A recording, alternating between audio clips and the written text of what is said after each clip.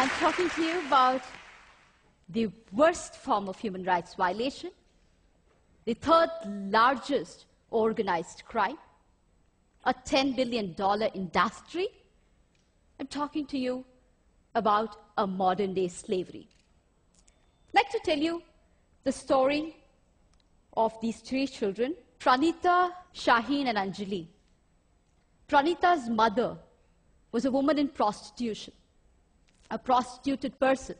She got infected with HIV, and towards the end of her life, when she was in the final stages of AIDS, she could not prostitute, so she sold 4-year-old Pranita to a broker. By the time we got the information, we reached there, Pranita was already raped by 3 men. Shaheen's background I don't even know. We found her in a railway track, raped by many, many men, I don't know how many, but the indications of that on her body was that her intestine was outside her body. And when we took her to the hospital, she needed 32 stitches to put back her intestine into her body. We still don't know who her parents are, who she is. All that we know that hundreds of men had used her brutally. Anjali's father, a drunkard, sold his child for pornography. You're seeing here images of 3 years, 4-year-olds, and 5-year-old children who have been trafficked for commercial sexual exploitation. In this country and across the globe, hundreds and thousands of children, as young as 3, as young as 4, are sold into sexual slavery. But that's not the only purpose that human beings are sold for. They're sold in the name of adoption, they're sold in the name of organ trade, they're sold in the name of forced labor, camel jockeying, anything, everything. I work on the issue of commercial sexual exploitation, and I tell you stories from there. My own journey to work with these children started as a teenager. I was 15 when I was gang raped by 8 men. I don't remember the rape part of it so much as the anger part of it. Yes, there were 8 men who defiled me, raped me, but that didn't go into my conscience. I never felt like a victim then or now. But what lingered from then to now, I am 40 today, is this huge, outrageous anger. 2 years I was ostracized, I was stigmatized, I was isolated because I was a victim. And that's what we do to all traffic survivors. We as a civil society, we have PhDs in victimizing a victim. Right from the age of 15, when I started looking around me, I started seeing hundreds and thousands of women and children who are left in sexual slavery-like practices, but have absolutely no respite because we don't allow them to come in. Where does their journey begin? Most of them come from very optionless families. Not just poor. You have even the middle class sometimes getting trafficked.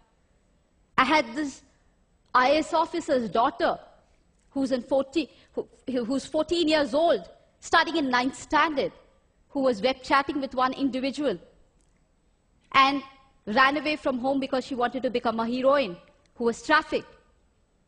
I have hundreds and thousands of stories of very, very well-to-do families and children from well-to-do families who are getting trafficked. These people are deceived, forced. 99.9% of them resist being inducted into prostitution. Some pay the price for it. They're killed. We don't even hear about them. They are voiceless, anamikas, nameless people. But the rest who succumb into it go through everyday torture. Because the men who come to them are not men who want to make you your girlfriends or who want to have a family with you. These are men who buy you for an hour, for a day, use you, throw you. Each of the girls that I have rescued more than 3,200 girls. Each of them tell me one story in common. One story about one man at least putting chili powder in her vagina. One man taking a cigarette and burning her. One man whipping her. We are living among those men. There are brothers, fathers, uncles, cousins, all around us. And we are silent about them. We think it is easy money. We think it is shortcut. We think the person likes to do what she's doing.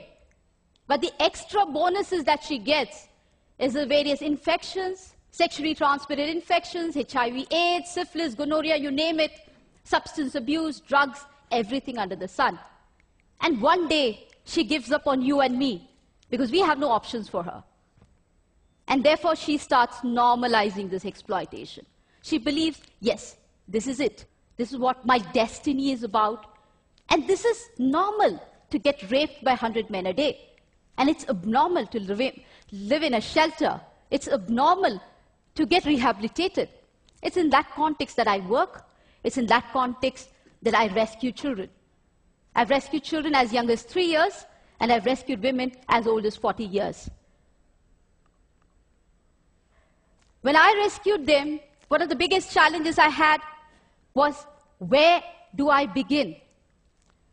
Because I had lots of them who are already HIV infected. 1/3 of the people I rescue are HIV positive. And therefore, my challenge was to understand how can I get out the power from this pain. And for me, I was my greatest experience. Understanding my own self, understanding my own pain, my own isolation was my greatest teacher.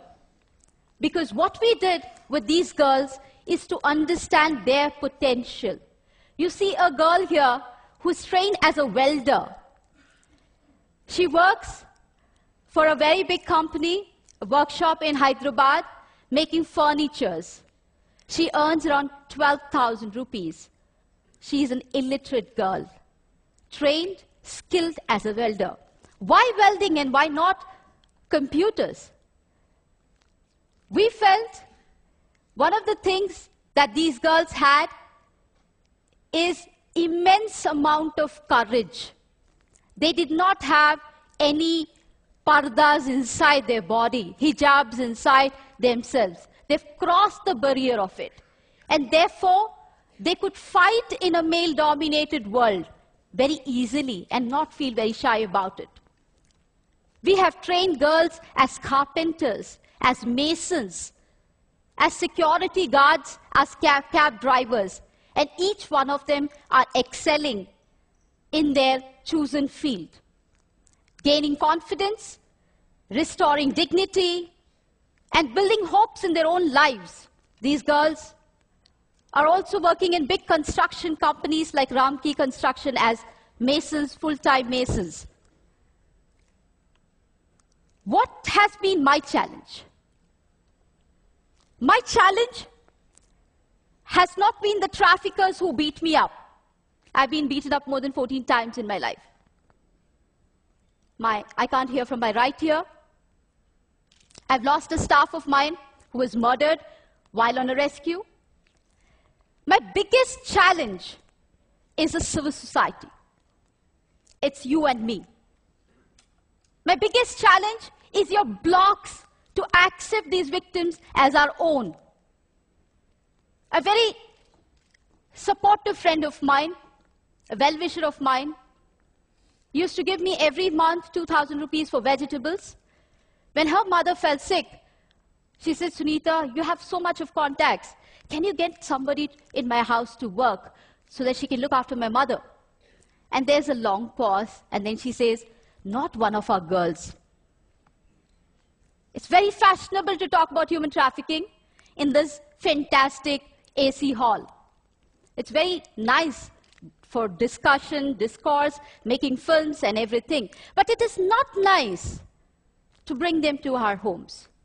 It's not nice to give them employment in our factories, our companies. It's not nice for our children to study with their children.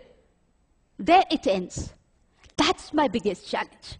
If I'm here today, I'm here not only as Sunita Krishnan, I'm here as a voice of the victims and survivors of human trafficking. They need your compassion. They need your empathy. They need much more than anything else, your acceptance. Many times when I talk to people, I keep telling them one thing. Don't tell me 100 ways how you cannot respond to this problem. Can you apply your mind for that one way that you can respond to that problem? And that's what I'm here for. Asking for your support, demanding for your support, requesting for your support. Can you break your culture of silence? Can you speak to at least 2 persons about this story? Tell them the story. Convince them to tell the story to another 2 persons. I'm not asking you all to become Mahatma Gandhis or Martin Luther Kings or Medha Patkars or something like that. I'm asking you, in your limited world, can you open your minds? Can you open your hearts? Can you just encompass these people too? Because they also are part of us. They're also part of this world. I'm asking you for these children whose faces you see, they're no more. They died of AIDS last year. I'm asking you to help them accept as human beings, not as philanthropy, not as charity, but as human beings who deserve all our support. I'm asking you this because no child, no human being deserves what these children have gone through. Thank you.